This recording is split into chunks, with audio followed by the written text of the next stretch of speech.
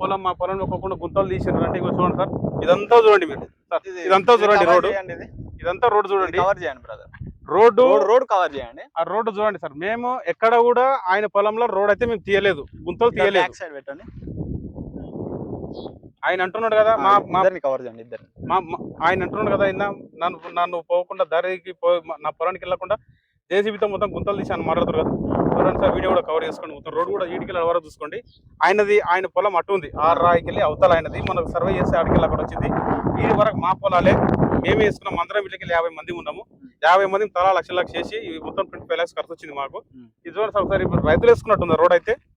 ఏదో ఇక్కడ ఇండస్ట్రీలు ఉందో లేకపోతే ఏదో వెంచర్ ఉందో అన్నట్టు వేసుకున్నాం మేము. ఇక్కడ వెంచర్ ఉన్నట్టు మేము వేసుకున్నాం. మేము ఇంత గట్టి ఇంత బందోబస్తుగా మేము 2 నెలలు దిగిలు ఉండాలి. మాకు ట్రాక్టర్లు ఉన్నాయి పొలాలు ఉన్న వాళ్ళకి.